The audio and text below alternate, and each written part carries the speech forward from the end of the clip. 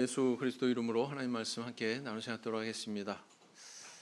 오늘은 이제 구약 성경의 마지막 경권인 말라기서가 되겠습니다. 구약 성경의 마지막 경권이면서 또 12소선지의 마지막 경권이기도 하죠. 히브리 원전의 제목은 말라키 이렇게 기록이 되어 있습니다. 이 뜻은 뭐냐면은 나의 사자. 3장 1절을 보시면 만군의 여호와가 이르노라 보라 내가 내 사자를 보내리니 이렇게 돼 있죠. 이 사자는 누굴까요? 어흥하는 사자가 아니고 뭐예요?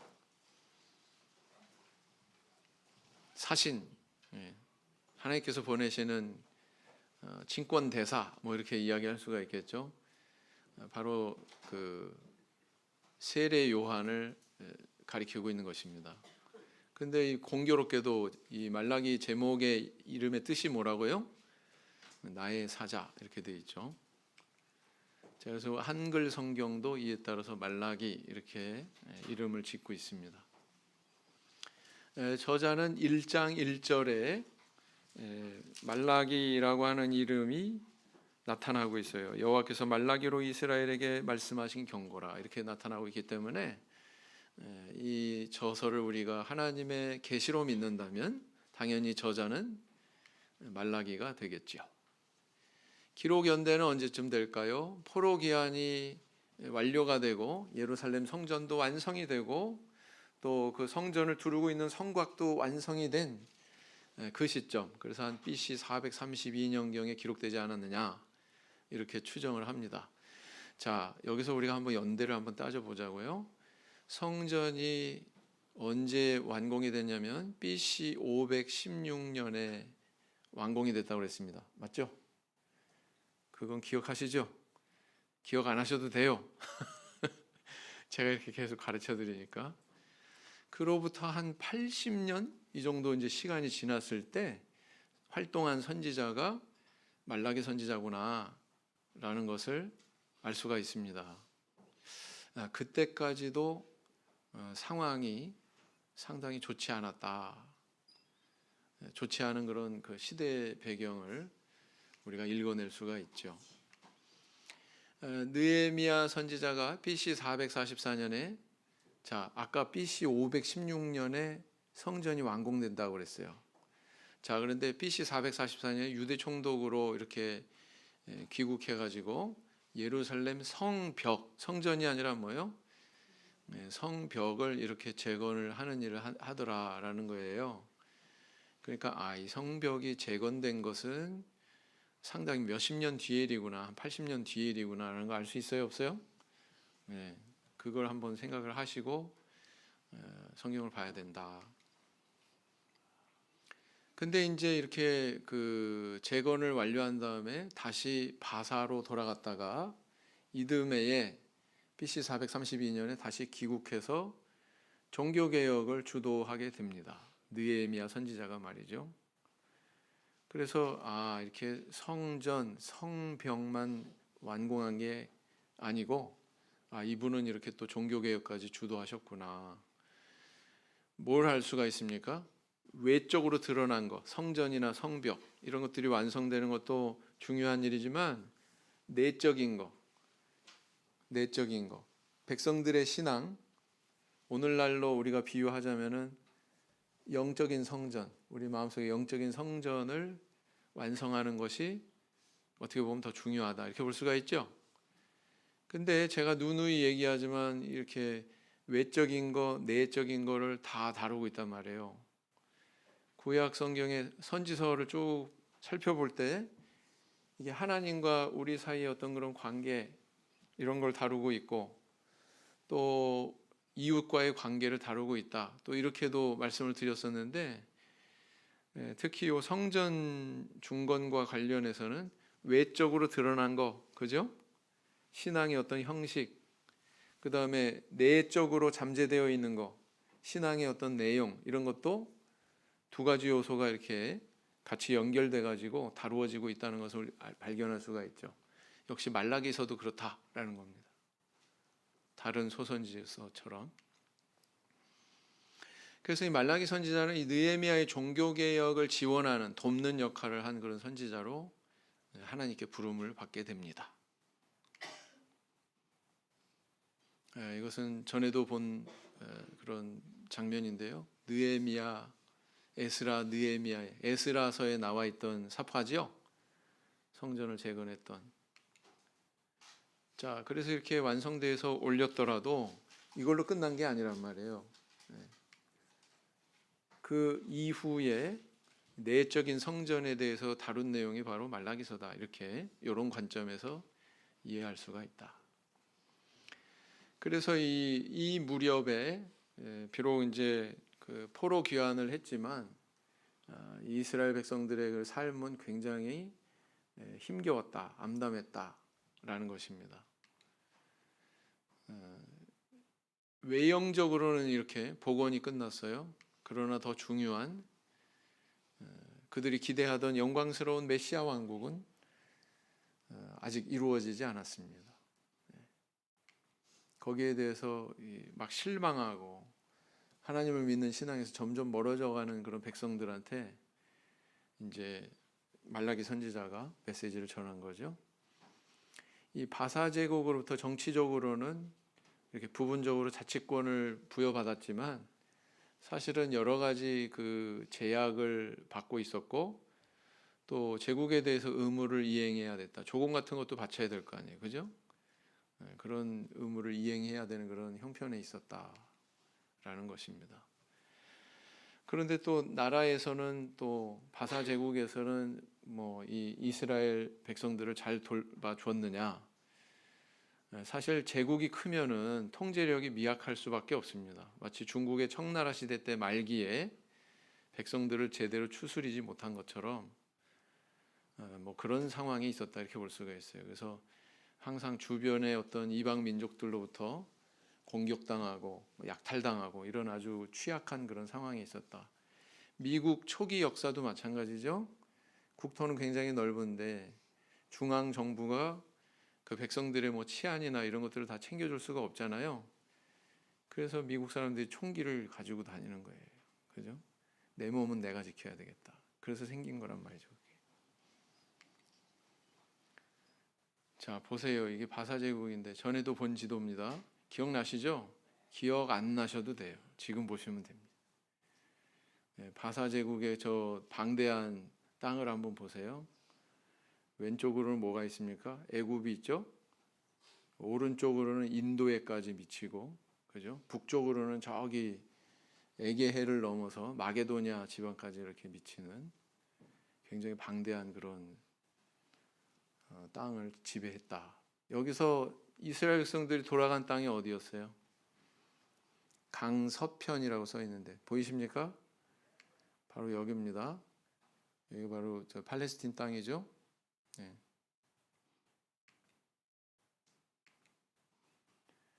그리고 또 정치적인 면에서는 또 그렇고 경제적인 면에서는 이렇게 뭐 사회 기반 시설이 뭐 제대로 됐겠어요? 네. 제대로 갖추어지지 않은 그런 상태에서 또 가뭄, 병충해 이런 것들이 또 오다 보니까 생활이 피폐하고 비참했다라는 것입니다.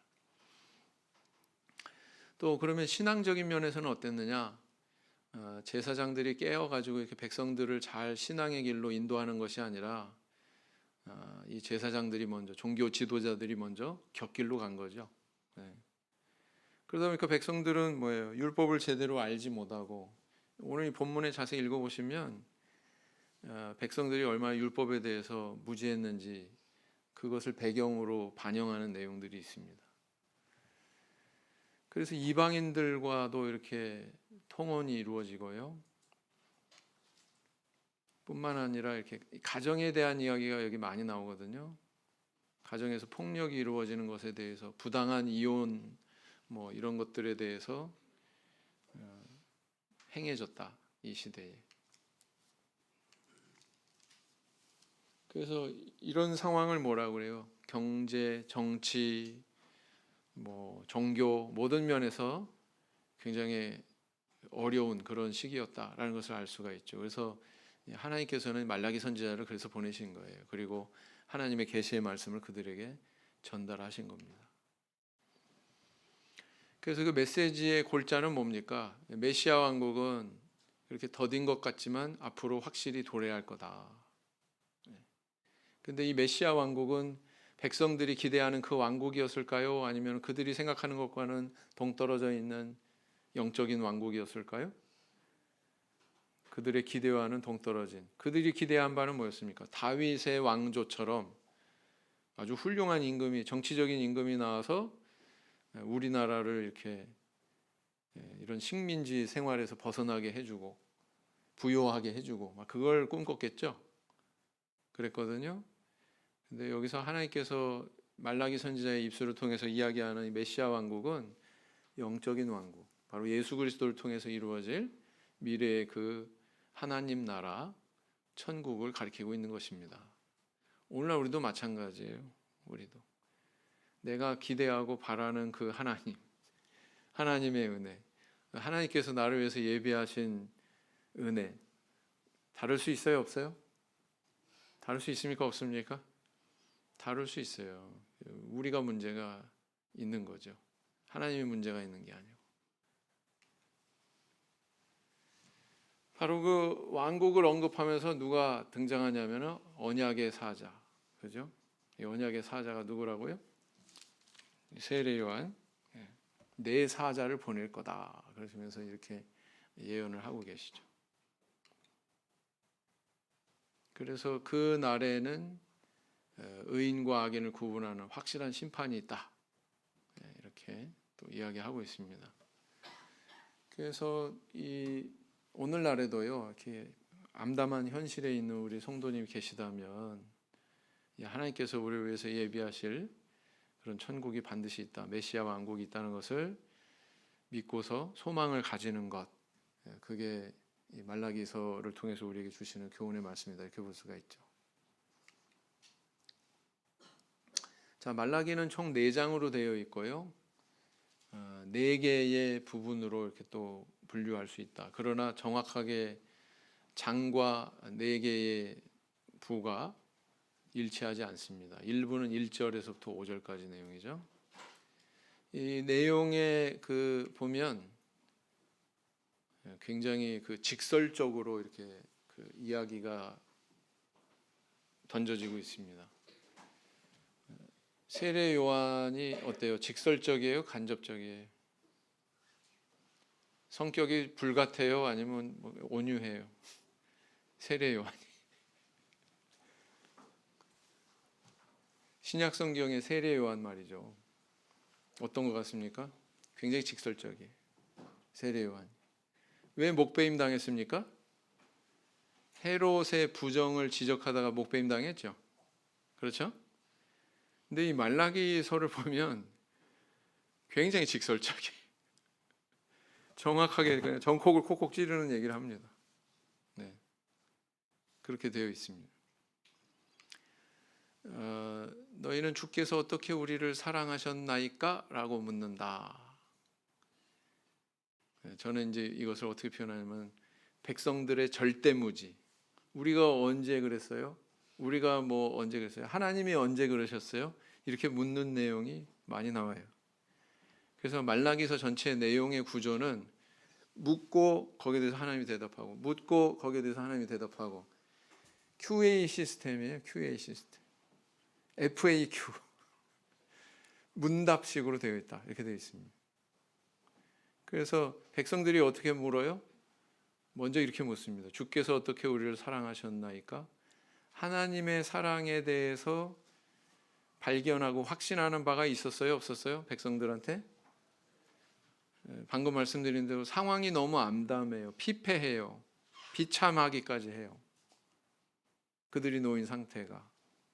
만약에 하나님이 살아계시다면 어떻게 우리한테 이럴 수 있어? 나한테 어떻게 이럴 수 있어? 하나님 정말 우리 이렇게 사랑하세요? 이렇게 지금 묻고 있는 거죠. 우리의 질문일 수 있다.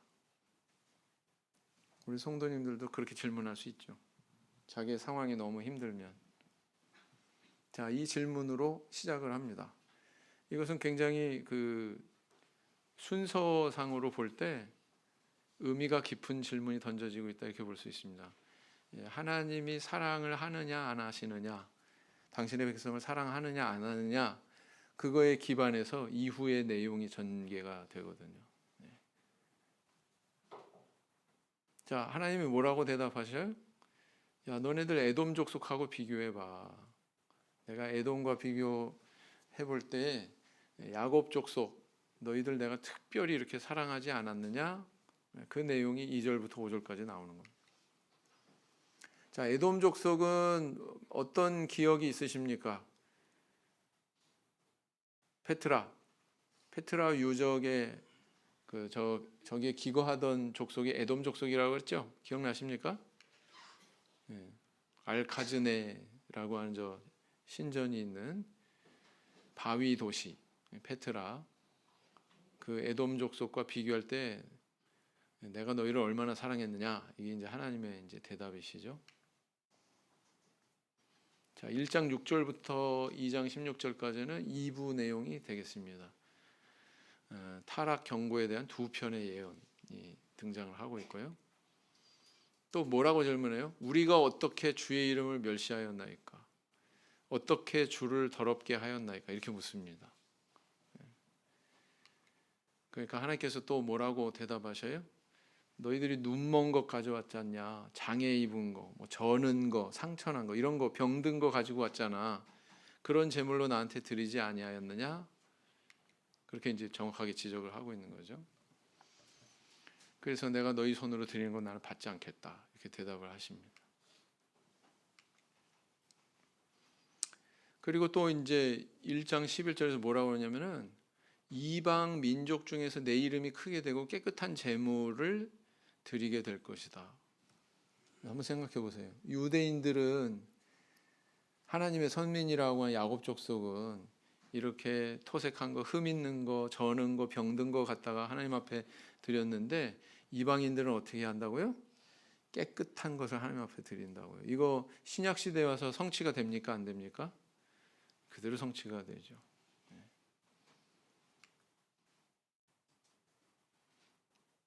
병든 거, 합당치 않은 제물을 드린다는 것은 뭘 의미할까요? 토색한 것, 남의 거 빼앗은 거, 저는 것, 병든 것.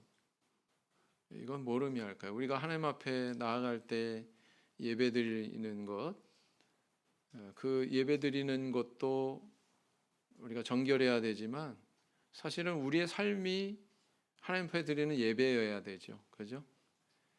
우리의 삶의 모습이 하나님께 드리는 그런 신앙의 마음으로 수행이 될 때 우리의 삶이, 그게 이제 하나님 앞에 드려지는 제사인데, 제물인데, 만약에 우리가 최선을 다하지 않고 우리의 생명을 낭비하고 또 하나님 뜻에 안 맞는 곁길로 가고, 그러면 이제 이것은 토색한 것, 저는 것, 병든 것으로 하나님께 드리려고 하는 거랑 같다. 오히려 이렇게 내게 드리는 자는, 합당치 않은 것을 드리는 자는 저주를 받을 것이다. 이런 부분이 굉장히 직설적이라고 제가 표현하는 거예요. 저주라고 하는 단어가 나옵니다. 네.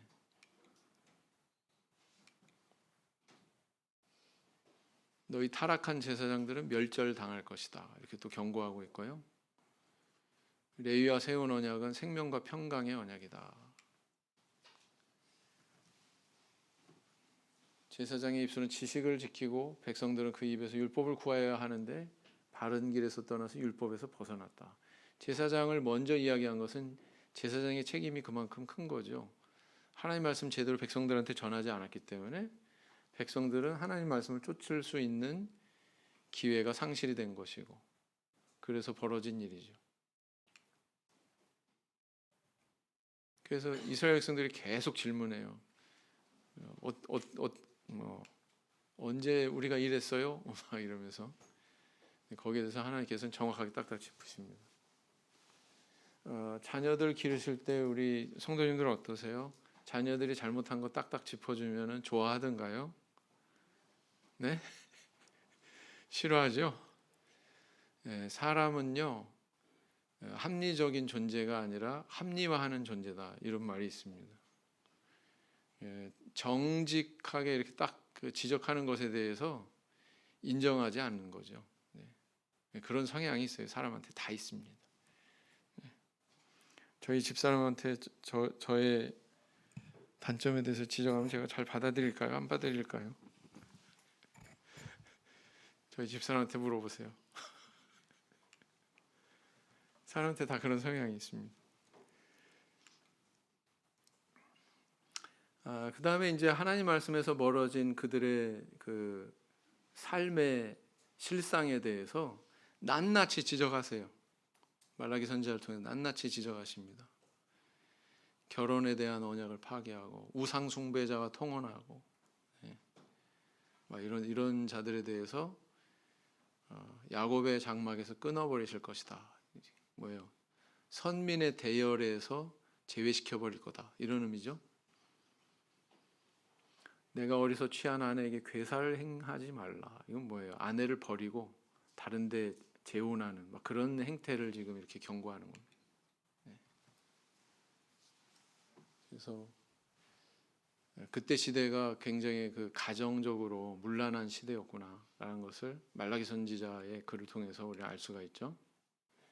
어떻게 보면 오늘날 우리 살아가고 있는 이 시대를 또 나타내고 있다 이렇게 볼 수가 있습니다. 지금 아마 이혼율이 50% 넘었을 거예요.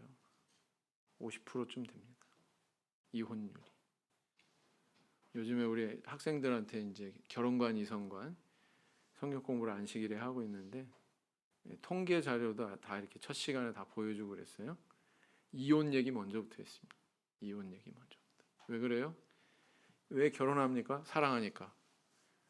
서로 죽고 못 산다고 그래가지고 서로 사랑한다고 결혼했는데, 근데 얼마 지나지 않아서 이혼율이 50%예요. 여러분들은 이 실상을 알아라라는 거죠. 청년들한테 이렇게 얘기합니다. 너희들은 이런 실상을 알아라. 삶의 이런 생활 속에 보편적인 사람들에게서 일어나는 이런 일들에 대해서 여러분들은 알아야 된다. 이렇게 이야기를 했습니다. 그래서 이 시대의 모습도 지금 못지않게 많이 하나님의 뜻에서 벗어난 그런 모습을 가지고 있었구나라는 것을 알 수가 있습니다. 자, 그다음에 3부는 2장 17절에서 4장 3절까지 좀 길게 진행이 되고 있죠. 또 질문합니다. 우리가 어떻게 여호와를 괴로우시게 하였습니까? 이렇게 질문하죠. 2장 17절에. 그리고 이제 언약의 사자가 나타날 거다. 그리고 레위 자손을 정결케 할 것이다. 세례 요한이 나타나서 신약 시대에 공간복음서에 기록된 대로 행한 것은 바로 이런 일을 한 거구나. 레위 자손을 정결케 한 것이구나라는 것을 알 수가 있습니다. 여호와께 기쁨이 되는 바른 예배를 회복할 것이다. 누가요? 언약의 사자가. 그죠? 뭐라고 그랬어요? 세례 받으러 이제 나오는 자들한테, 세례 받으러 나오지 않는 자들한테 독사의 자식들아 그러면서 굉장히 직설적으로 이렇게 이야기하죠. 누가 너희들을 임박한 진노를 피하라 하더냐. 도끼가 이미 나무 뿌리에 놓였으니, 그러면서 세례 요한이 그렇게 이야기하죠. 그런 과정이 모두 이런 과정이었다는 거죠.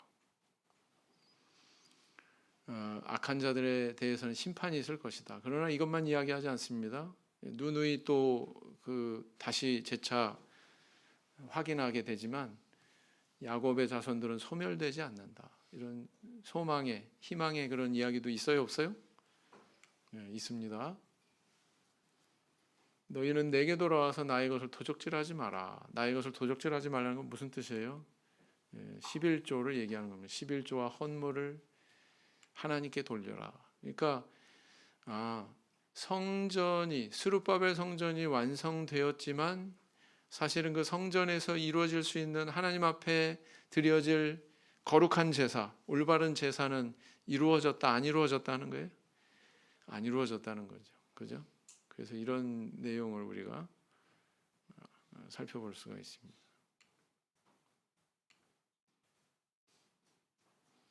11조에 대해서 참 많이 이야기가 나오는 경건이 또 말라기다. 이렇게 볼 수가 있습니다. 11조를 내 창고에 들이며 하늘 문을 열고 복을 너에게 넘치도록 부어준다. 이 말씀을 하고 계시죠.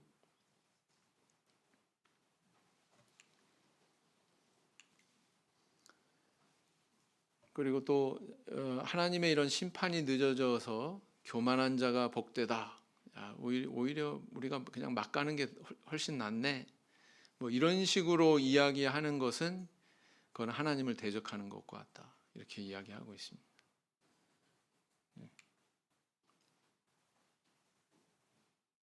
그리고 하나님께서는 반드시 심판의 날에 의인과 악인을 구별하실 것이다. 이렇게 경고하고 있죠. 그리고 그 실제적으로 어떻게 구별이 되는지는 4장 1절에서 3절에 나와 있습니다.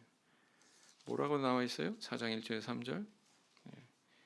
극렬한 풀무불 같은 그런 날이 이를 것이다. 그래서 초계같이 막 사를 것이다. 악인에 대해서 이야기하는 거죠. 그다음 의인에 대해서는 뭐라고요? 의인에 대해서는 내 이름을 경외하는 자. 2절부터 나오죠. 너희에게는 의로운 해가 떠올라서, 이분을 누구를 가리키는 거예요? 의로운 해가 떠올라서 예수 그리스도 치료하는 광선을 바라리니 너희가 나가서 외양간에서 나온 송아지 같이 뛰리라. 그리스도께서 오셔서 사실은 의인과 악인을 심판하셨죠. 그죠?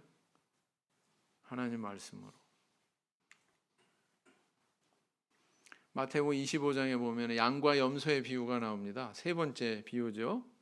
열처녀의 비유 나오고 달란트의 비유 나오고 세 번째 양과 염소의 비유가 나오는데 하나같이 다 심판의 때를 배경으로 하고 있다. 이런 공통점을 우리가 살펴볼 수가 있습니다. 그 다음에 이제 마지막에 가서 이제 짧게 세 절을 통해서 뭘 이야기하고 있어요? 너희는 호렙에서 모세에게 명한 율법을 기억하라. 이거는 한정한다면 모세오경을 가리키고 있는 거죠.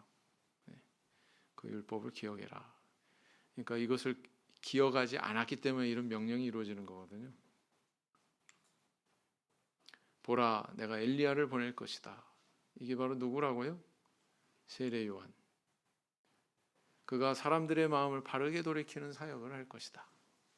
그러고서 이제 막을 내리고 있습니다. 이렇게 예수님 이외의 인물이 그 예언이 되는 건 좀 특이한 사실이죠. 그죠?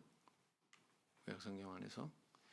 자, 그래서 말라기의 맥락을 보면 가장 두드러진 건 뭐냐면은 이스라엘 백성들이 하나님을 향해서 우리가 어떻게 뭐뭐뭐뭐 하였나이까 이렇게 이제 반문하는 질문하는 그런 내용이 계속 반복적으로 8번 나옵니다. 18번.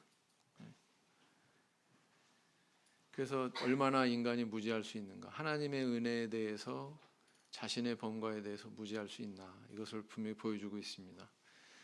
그러니까요, 사람이 그 하나님 앞에 신앙이 깨어 있지 않으면 양심이 마비되죠.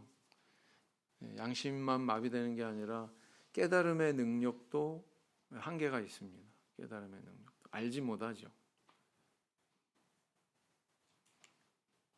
그 다음 두 번째는 뭐냐면은 장차올 엘리야에 대한 예언이 이루어지고 있다는 점입니다. 이게 바로 말라기서에서 발견할 수 있는 주된 맥락이다.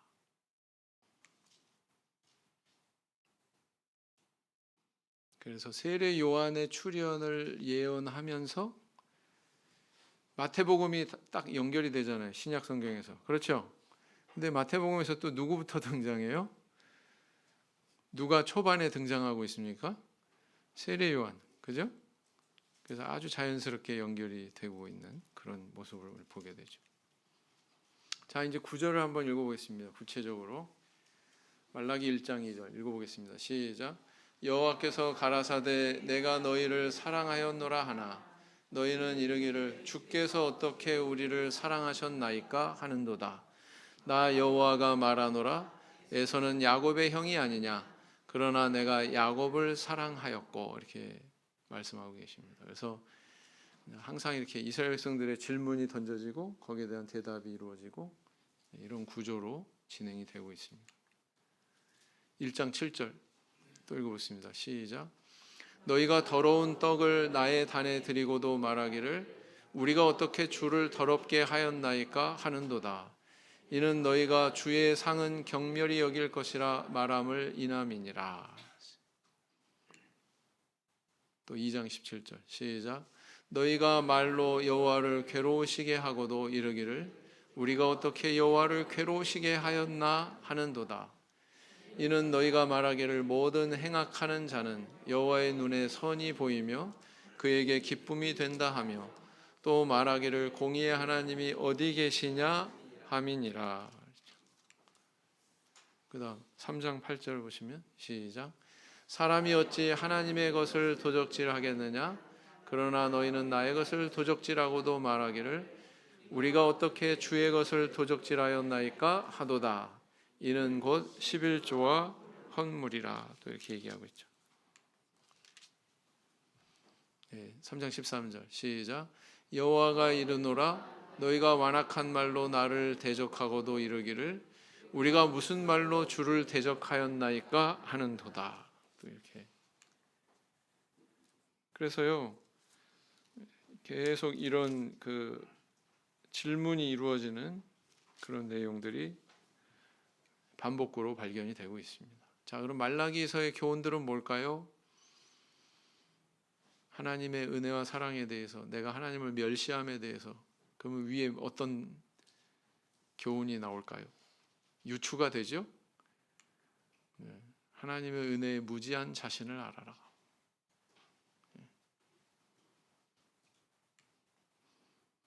그 다음 두 번째는 어떤 교훈을 우리에게 던져주고 있습니까?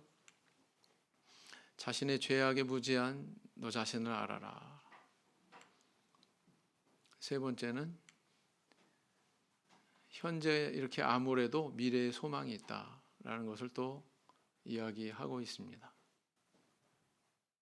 깨끗한 재물을 받을 것이다. 의로운 재물을 드린다. 온전한 11조로 복을 받으라. 또 이렇게 권하고 있고요.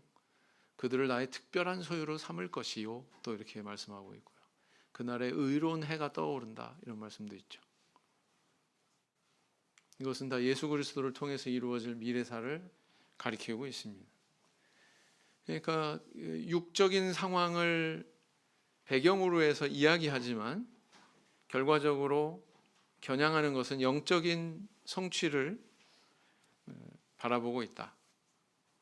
이런 구조를 우리가 계속 발견하게 되죠. 그 다음 이건 뭘까요? 미래에 내 사자를 보낼 것이다. 이 예언이 이루어지고 있습니다. 그래서 이것은 구체적으로 어디에 있느냐? 말라기 3장 1절에 만군의 여호와가 이르노라 보라 내가 내 사자를 보내리니 그가 내 앞에서 길을 예비할 것이요. 여기까지 한번 보겠습니다. 근데 신약 성경에 어디 나와 있어요? 마태복음 11장, 마가복음 1장 2절 이런 데서 발견이 됩니다. 읽어보실까요? 오른쪽 신약 성경 시작. 기록된 바 보라 내가 내 사자를 내 앞에 보내노니 저가 내 길을 내 앞에 예비하리라 하신 것이 사람에 대한 말씀이니라. 마가복음 1장 2절 시작. 선지자 이사야의 글을 보라 내가 내 사자를 내 앞에 보내노니 저가 내 길을 예비하리라 그랬어요.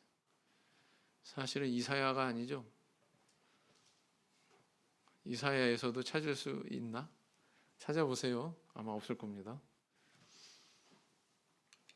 자, 그다음 보라 여호와의 크고 두려운 날이 이르기 전에 내가 선지 엘리야를 너희에게 보내리니. 말라기 4장 5절에 여기서 그러니까 한두 차례 예언하고 있는 게 아니라는 걸 알 수가 있죠. 자, 마태복음 11장 14절 시작. 만일 너희가 즐겨 받을진대 오리라 한 엘리야가 곧 이 사람이니라. 이거 누가 말씀하신 거예요? 예수 그리스도.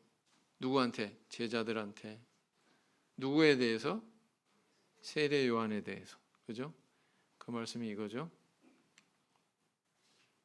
그다음 말라기 3장 3절 그가 은을 연단하여 깨끗게 하는 자 같이 앉아서 레위 자손을 깨끗게 하되 금, 은 같이 그들을 연단하리니 그들이 의로운 제물을 나 여호와께 드릴 것이라 그랬어요. 이게 도대체 영적으로 어떤 상황을 이야기하는 걸까요? 누가복음 3장 8절을 보면 어떻게 기록하고 있어요? 읽어보겠습니다. 시작. 그러므로 회개에 합당한 열매를 맺고 속으로 아브라함이 우리 조상이라 말하지 말라. 내가 너에게 이르노니 하나님이 능히 이 돌들로도 아브라함의 자손이 되게 하시리라 그랬어요.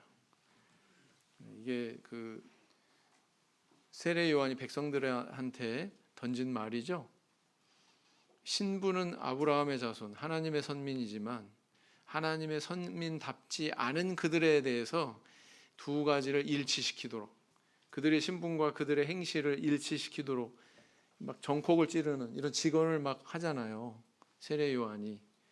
근데 그게 영적으로 보면 레위 자손을 깨끗게 하는 거다, 금은처럼 그들을 연단하는 거다, 이렇게 볼 수가 있는 거죠. 그래서요, 하나님 말씀 잘 소화하는 건 무엇과 같다? 자기 믿음을 연단하는 거예요. 금은 연단하듯이. 그래서 하나님 말씀을 잘 소화시키셔야 돼요. 뱉으시면 안 돼요. 아시겠죠? 목자님 어디서 그런 말씀 듣고 어디서 들으셨어요? 내 사정에 대해서. 한 번도 그런 적 없어요. 저는 한 번도 그런 적 없어요. 그냥 하나님 말씀 전하는 것 뿐이지. 근데 어디서 우리 가정에 대해서 듣고 어디서 나에 대해서 듣고 지금 그런 말씀으로 설교하셨어요? 그런 일 절대로 없습니다. 저는. 아시겠죠? 네. 자, 왼쪽도 읽어보겠습니다. 시작. 그가 아비의 마음을 자녀에게로 돌이키게 하고 자녀들의 마음을 그들의 아비에게로 돌이키게 하리라. 돌이키지 않으면 두렵건대 내가 와서 저주로 그 땅을 칠까 하노라 하시니라. 누가 이런 일을 했다는 거예요? 할 것이라는 거예요. 세례 요한이, 앞으로 올 엘리야가. 자, 근데 신약 성경에 뭐라고 되어 있습니까? 읽어보겠습니다. 시작. 저가 또 엘리야의 심령과 능력으로 주 앞에 앞서가서 아비의 마음을 자식에게, 거스리는 자를 의인의 슬기에 돌아오게 하고 주를 위하여 세운 백성을 예비하리라. 누가복음 1장 17절은요, 세례 요한의 탄생의 무렵에 천사가 나타나서 전달한 말입니다. 그렇죠? 천사 가브리엘이 나타나서 전달한 말을 이렇게 기록을 하고 있는 거예요. 그래서 세례 요한이 한 일이 저와 같은 일이구나 라는 것을 알 수가 있습니다. 그래서 이제 구약을 막을 내렸습니다. 좋으시죠? 성취감이 있으시죠? 먼발치에서 메아리 같이네. 다음 시간부터는 이제 신약을 나갈까, 아니면 지난번에 구약 두 경권이 촬영이 안 됐어요. 그것을 다시 또 할까 고민 중인데, 신약을 먼저 하고 나중에 할 수도 있습니다. 자, 오늘은 여기까지 살펴봤습니다. 묵상기도 하시겠습니다.